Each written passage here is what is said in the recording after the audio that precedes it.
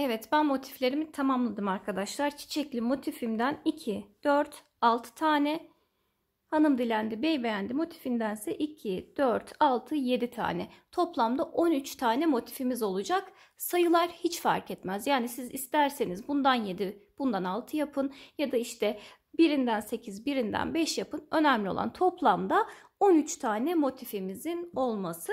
Bu şekilde renkler tamamen kafama göre zaten şurası aynı. İçleri batik, dış iki sırası renkli, renksiz tek renk ipim. Burada ise dönüşümlü olarak hepsini kullandım. Burada sadece batik, burada sadece kahverengi, işte 2 sıra batik, 1 sıra kahve şeklinde ilerlemişim falan. Bu şekilde değişik değişik hazırladım ki hani rengarenk bir çanta olsun diye. Sizler de isterseniz sadece şu şekilde hazırlayabilir. Mesela isterseniz sadece bu şekilde hazırlayabilir. Kombinleyebilirsiniz. Tercihinize kalmış. Yani sayıların işte şundan kaç tane, bundan kaç tanenin önemi yok. Dediğim gibi zaten gelişigüzel hazırlandı. Bu taraf motiflerin gidişatı, şekli, şemali her şeyi aynı. Buradakiler de aynı şekilde renkleri istediğiniz gibi kombinleyebilirsiniz. Şimdi sıra geldi motifleri birbirine eklemeye ve çantamızı şekillendirmeye. Şu şekilde başlayalım. Hemen 2 tane motifimi yan yana koyarak başlayacağım. Bu noktada yine dizilim tamamen gelişigüzel olacak. Onun için dizerek başlıyorum. Eklerken de aynı şekilde ilerleyeceğim. Bu noktada şöyle yan yana 2 tane motifimi koydum. Şunları tamamen alayım ki rahat görünsün. Bunların şu taraf ön yüzü olacak. Alt katmanını yapıyorum şu anda. Motiflerimi bu şekilde dizeceğim. Şuraya da bir tane çiçekli koyalım. Şöyle. Zaten dediğim gibi hep gelişigüzel ördüğümden dolayı hani aynı gelmeleri ya da belli bir dizilimde olmaları çok mümkün değil. Dolayısıyla rastgele bu şekilde yerleştireceğim. Şimdi ilk katman bu şekilde 3 burada, 3 burada, 2 burada olacak şekilde koyduk motiflerimizi. Sonrasında şu uçlar bakın. Şu uçlar ikiye katlanacak olanlar. Yani bu motifim bu şekilde. Şu motifim yine aynı şekilde. Bu motifim de şu şekilde kıvrılacak arkadaşlar. Katlanacak. Kalan motiflerin üzerine de birer tane daha motif yerleştireceğim. Hemen yine şöyle yapalım.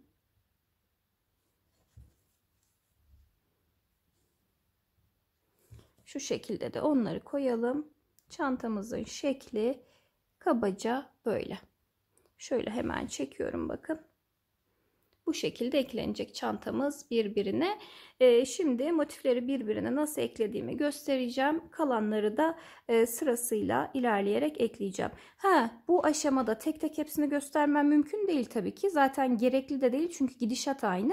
Mesela şu kenardan başlayacağım. Bu tarafa dönüp burayı, bu tarafa dönüp burayı ilerleyeceğim arka taraftan. Hani ipin gidebildiği yere kadar ilerleyeceğim. Tıkandığı yerde keseceğim, kıracağım. Tekrar diğer taraftan bir ip bağlayıp aynı şekilde ilerleteceğim. Yine gidebildiği yere kadar ekleyeceğim arkadaşlar. O şekilde. Çok yeniyseniz şaşırırım işte karıştırırım vesaire derseniz bakın mesela şu şekilde bu 4 motif birbirine eklenecek. Hemen burayı bir çengelli iğne ile ya da işte işaretleme aparatıyla 4'ünü birbirine, 3'ünü birbirine, 4'ünü birbirine şeklinde bu şekilde koyduktan sonra tutturabilirsiniz. Tutturduktan sonra da ya da bir iple bağlayabilirsiniz. Tutturduktan sonra bağladıktan sonra da eklemeye başlayabilirsiniz. Ama emin olun hiç işaretleme yapmadan yapmanız çok daha kolay olacak bu şekilde. Hemen ben 2 motifimi birbirine alacağım. Şöyle şu 2 motifimi alayım ve eklemeye başlayacağım. Hatta bu aşamada çizebilirsiniz. Motiflerin birleştirilme şeklini kare kare şeklinde kareli bir kağıda çizip ona bakarak da ekleme yapabilirsiniz, birleştirme yapabilirsiniz. Çok basit oluyor o şekilde de. Hemen ben şöyle kenar kısmından başlayacağım. Karşılıklı olarak isterseniz iğne ile dikebilirsiniz. İsterseniz sık iğne olarak birleştirebilirsiniz. İsterseniz de ilmek kaydırmayla birleştirebilirsiniz arkadaşlar. Köşe noktasına hemen şöyle bir ilmek atacağım ben. İlk katmandan şöyle geçireyim. Sonrasını zincirden karşılıklı olarak geçirerek başlayacağım eklemeye. Bu aşamada önemli olan en büyük şey, sık iğne ile birleştireceğim daha kolay olsun, ilmeklerin karşılıklı gelmesi. Bu şekilde iç ilmeklerden alıyorum ve sık iğne yapıyorum. Bir bu taraftan, bir bu taraftan. Burada illa iç ilmek de olmak zorunda değil. Direkt iki ilmekten birlikte geçirebilirsiniz. Yani şu şekilde geçirebilirsiniz. Ya da dış ilmeklerden geçirebilirsiniz. Ya da benim yaptığım gibi sadece buradaki iki ilmeği alarak ilerleyebilirsiniz. Tercih size kalmış. Bu şekilde de eklememi yapacağım arkadaşlar. Dediğim gibi şekli bir kağıda önünüze koyarak çok kolay ekleyebilirsiniz. Değilse de biraz önce dizdiğim halini ekran görüntüsü alıp yine gözünüzün önünde bulundurarak eklemeye devam edebilirsiniz. Ben de böyle ilerleyeceğim. Bütün motiflerimi birbirine ekledikten sonra tamamlamış olacağız birleştirme kısmını.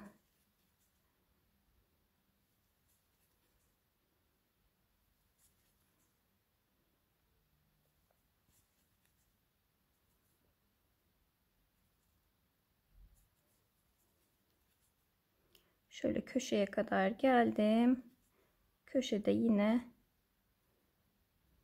ister zincirin içinden direkt boşluğa da batabilirsiniz köşede. Hatta boşluğa batmamız bence daha sağlam, daha sağlıklı olacaktır. Bu şekilde geldikten sonra mesela hemen şuraya bir tane daha ekleyelim. Oraya da düz kahverengi motiflerimden bir tane alacağım. İlkini bakın buraya boşluğa battım, karşıdakiyle ekledim. Boşluğa tekrar batıyorum. Bu defa yana ekleyeceğim motife dönüyorum. Bu şekilde. Sonra sıradaki ilmekten ve hemen onun karşısındakinden ilmeklerimden geçiriyorum ve devam ediyorum. Bu şekilde ilerleyeceğiz arkadaşlar. Şekil az çok dediğim gibi benim kafamda olduğundan dolayı ben böyle ekleyip ilerleyeceğim. Sizler de birleştirme şeklini gözünüzün önüne koyunca emin olun aynı kolaylıkta devam edip bitireceksiniz. Şimdi buraya kadar geleceğim. Buraya geldikten sonra da hemen bakın ilk üçgenimizi oluşturmuş olacağız böylelikle. Buraya geldikten sonra da hemen şuraya bir motif koyacağım. Buradan bu tarafa döneceğim. Şuraya kadar ekleyeceğim. Burada ipimi kıracağım.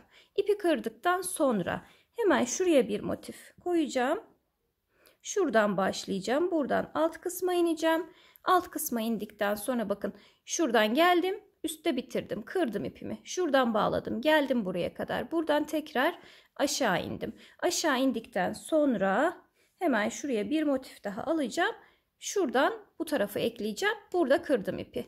İpi kırdıktan sonra hemen şöyle bakın. Evet. İpi kırdıktan sonra şuraya bir motif koyup buradan ekleyelim. Tekrar şuraya bir motif koyup burayı ekleyelim. Buradan alt kısma inelim. Alt kısma indikten sonra arka tarafın motiflerine geçmiş olacağız zaten. Eklemeye devam edelim. Bu şekilde çok kolay ilerlenecek. Burası kıvrılacak şöyle ve arka tarafa dönülecek. Dediğim gibi bu şekilde şekli gözünüzün önüne ala ala eklediğiniz parçayı da koyarak devam ettirip bütün hepsini tamamlayalım. Evet, birleştirme kısımlarını tamamladım. Geldim şöyle yakından da göstermek istiyorum. Bakın bu şekilde çalışıldığında boyutlu bir görüntü oluşuyor motiflerimizde. Bu şekilde tamamlamış olduk. Son haline yavaş yavaş yaklaşıyor çantamız. Şimdi kenar kısmını dolanacağız. Ağız kısmını ve sap detayını yapacağız. Bu aşamada hemen şöyle sağ taraftaki uç kısmından başlayacağım ama Bu noktada birazcık böyle hani toplu, derli toplu sıkı örmek için tığ numaranızı küçük tercih edin. Ben bir 2,5 aldım, bir de 2 hazırladım yanıma. Hangisi uygun olur da hani düzgün durursa onunla devam edeceğim. Şu noktadan sabitliyorum hemen uç kısmından.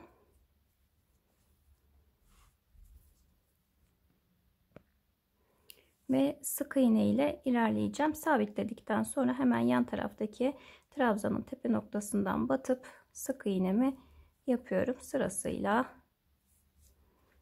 Bütün trabzanların üstüne sık iğne batacağız.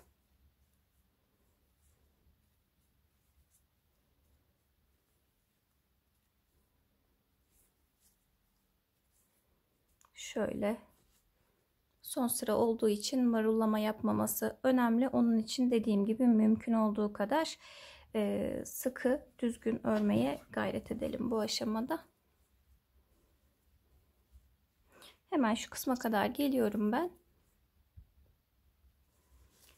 Burada bakın şöyle son trabzanın üstüne battım. Aynı şekilde hemen şu taraftaki ilk trabzanın üstüne battım. Sık iğneyi yapmadan ikisine birlikte batıyorum. Tek sık iğne yapıyorum burada. Hemen şöyle yan taraftakine geçerek devam ediyorum.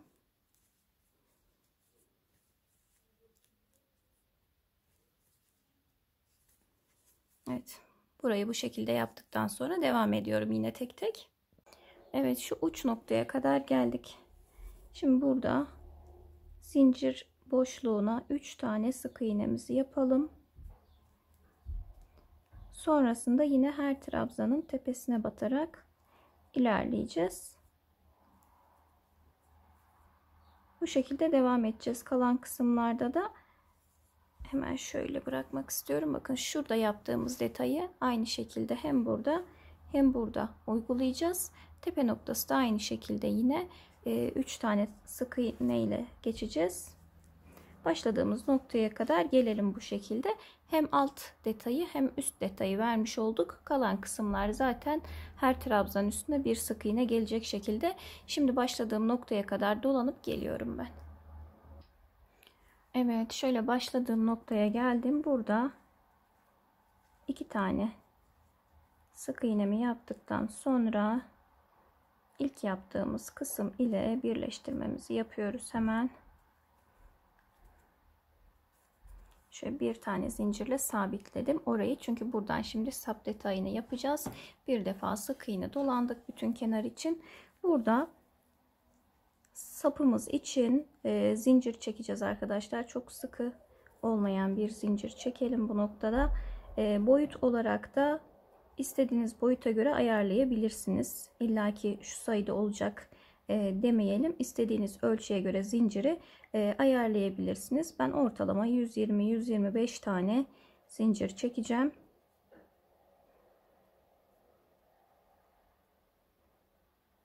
Şimdi zincirimi sayarak çekip geliyorum hemen. Evet, 120 tane zincir çektim. Hemen şu karşı taraftan tam orta kısımdan sabitleyerek devam edeceğim. Buraya sık iğne ile zincirimizi sabitleyelim. İlk sap detayımızı böylelikle yapmış olduk. Tabi üzerine daha sık iğne geçeceğiz birkaç sıra daha. Sonra sıradan sık iğnelerin üzerine bata bata ilerleyeceğiz.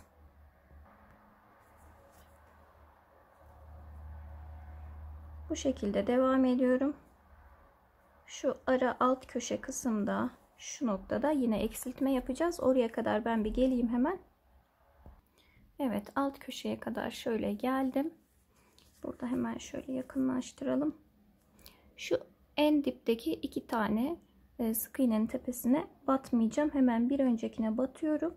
Buraya battığım 2 taneyi atlıyorum. Orta kısımda kalan bir sonrakine karşı tarafa batıyorum ve üçünü bir topladım. Sonrasında yine devam. Tepeye kadar çıkalım. Tepede uç noktaya geldiğimizde yine zincirimizi çekeceğiz aynı şekilde. Karşı tarafta kaç zincir çektiysek Burada da aynı sayıda zinciri çekip şuradan şu karşı tarafa sabitleyeceğiz. Ben oraları da yapacağım artık. Birebir arka tarafın aynısı. Zinciri çekip buraya sabitleyip devam edilecek. Onun için burada artık kesiyorum. Zincire başladığımız noktaya kadar çekmeden geleceğim. Dediğim gibi şu noktaya kadar sık iğne. Buradan zincirimizi çekeceğiz. Ben 120 tane çektim. Buraya da 120 çekip buradaki orta sık iğneye sabitleyeceğim. Buradan şu alt köşeyi de burada geçtiğim gibi geçip başladığım noktaya geleceğim yine. Evet, ilk zincire başladığım noktaya geldim. Şöyle hemen dibine de bir tane batalım. Sonrasında zincir kısmına sık iğne yapmaya başlayacağız. Zincirin ön yüzünden hemen şöyle ilk teli geçiriyorum. Sık iğnemi yapıyorum. Bu şekilde bütün zincirlerin üzerine sık iğne olarak ilerleyeceğiz. Zinciri geçtikten sonra kenar kısmı yine aynı. Şimdiye kadar yaptığımız gibi. Şu kısımlar düz. Kenar 2 alt kısımda da tam yanlara gelen kısımlarda da yine eksiltmemizi yapacağız. Şimdiye kadar 2 sırada yaptık. Şimdiden sonra da kaç sıra yaparsak o kadar devam edecek oralar. Bu şekilde istediğimiz kalınlığa gelene kadar sap kısmı, bu ilk sırası, ilk sık iğnesi, bir 3-4 sıra sık iğne geçebilirsiniz. Dediğim gibi istediğiniz kalınlıkta olana kadar devam edebilirsiniz. Ben de aynı şekilde yapacağım. Şimdi kapatıyorum videomu ve dolana dolana genişleteceğim sap detayını. Bu noktada zincirlerin üzerine batıyoruz. Bundan sonraki sıralarda da yine her sık iğnenin üstüne bir tane sık iğne yaparak ilerleyeceğiz. Onun dışında zaten ekstra bir detay yok. Bu şekilde devam edelim. Evet, 3 sırada şöyle tamamladım arkadaşlar. Sadece iç kısmı kalmış oldu. Şu parçada iç kısmı da 2 sıra giderek toplamda bu şekilde bitirmiş oldum. Şimdi burada da yine iç sıraya nasıl başlayacağız, nasıl bitireceğiz, onu birlikte yapacağız ve tamamlamış olacağız. Şöyle köşe kısmından ipimi sabitleyeceğim.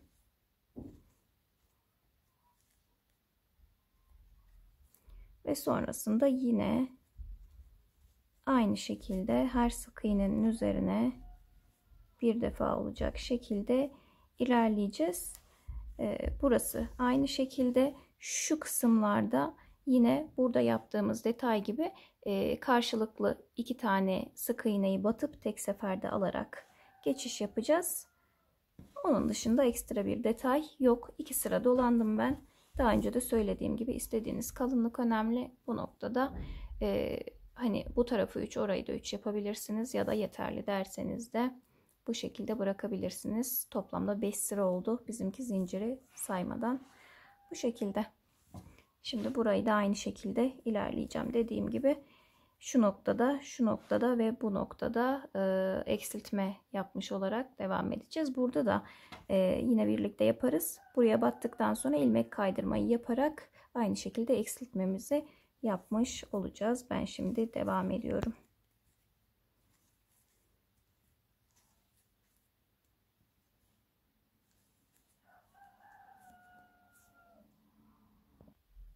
Evet, şöyle bir sıra dolanıp geldim. Başladığım noktadayım arkadaşlar. Dediğim gibi şu iki köşeyi karşılıklı batıp 2 taneyi bir kere de çıkararak aldık. Bu noktada da en son kısma batacağım. En başta yaptığımız sık iğneden alıp ilmek kaydırma yaparak burayı da bu şekilde birleştirmiş olacağım. Hemen şöyle bir tane zincir ve sıradaki kısımdan devam ediyorum. Bir sonrakine battım, dibine batmadım. Yine burada aynı biraz önce yaptığım detayı yapacağım için eksiltme olsun diye. Şimdi devam edip bir sıra daha öreceğim ve tamamlanmış olacak.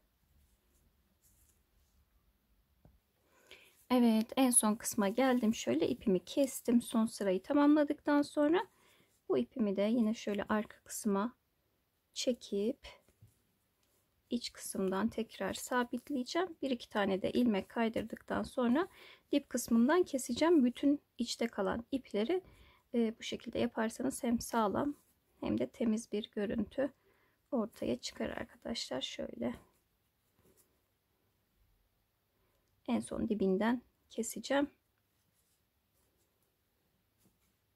Çantamızı bu şekilde tamamladık.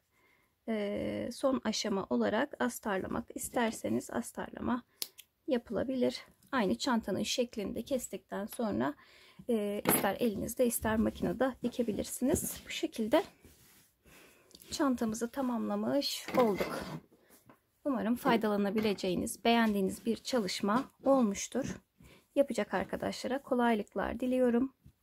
Videolarımızın devamlılığı için beğenmeyi, yorumlarınızla desteklemeyi ihmal etmeyin. Bundan sonraki videolarımızda görüşmek üzere. Hepiniz hoşça kalın, sağlıcakla kalın.